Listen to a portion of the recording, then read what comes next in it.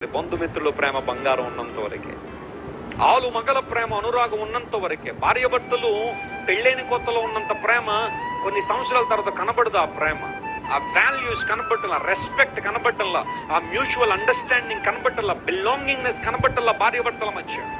పెళ్ళైన కొత్తలో వాళ్ళిద్దరు ఎలా ఉంటారంటే, నువ్వు లేకపోతే నేను లేనంటాడట భర్త భార్యను చూసి. భార్య అంటది, మీరు లేకపోతే నేను క్షణం కూడా బ్రతకలేనండి, మీరే నాకు సమస్తం అంటే అని చాలా చక్కగా మాట్లాడుతుంది. మంచిదే, అలాంటి ఎమోషనల్ బాండింగ్ ఉండాలి భార్యాభర్తల మధ్య. కానీ మరి ఎంతకాలం ఉంటుంది అది?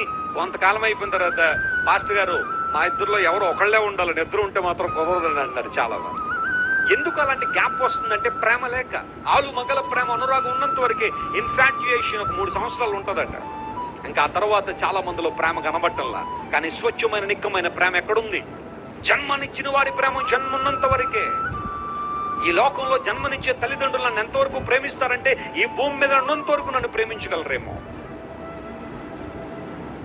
ఓ ప్రాంతంలో ఒక కుమారుడు చనిపోతే తల్లిదండ్రులు ఇద్దరు కూడా కుమారుడికి సంబంధించినవన్నీ కూడా సమాధిలో పెట్టేశారు, ఇంక్లూడింగ్ 3 కేజీల బంగారం కూడా. అంత ప్రేమ కొడుకంటే. కొడుకు చనిపోయిన తర్వాత అతనుకున్న గొలుసులు, ఉంగరాలు, బ్రేస్లెట్లు, బంగారానికి సంబంధించిన వస్తువులన్నీ కూడా 3 కేజీలట. అవి పట్టుకెళ్ళి బాక్స్లో పెట్టేసి కప్పెట్టేసి పెద్ద సమాధి కట్టేసి సెక్యూరిటీ పెట్టేశారు, ఎందుకంటే మళ్ళీ ఎవరైనా తవ్వుకుని వెళ్ళిపోతారేమోని. కుమారుడు అంటే అంత ప్రేమ. చాలా మంది ప్రపంచంలో ఇలాంటి వాళ్ళు ఉంటారేమో. అంతకన్నా స్వచ్ఛమైన ప్రేమ భూమి మీద అంటూ ఉంది అంటే అది కేవలం నా యేసయ్య ప్రేమ మాత్రమే. హల్లెలూయా.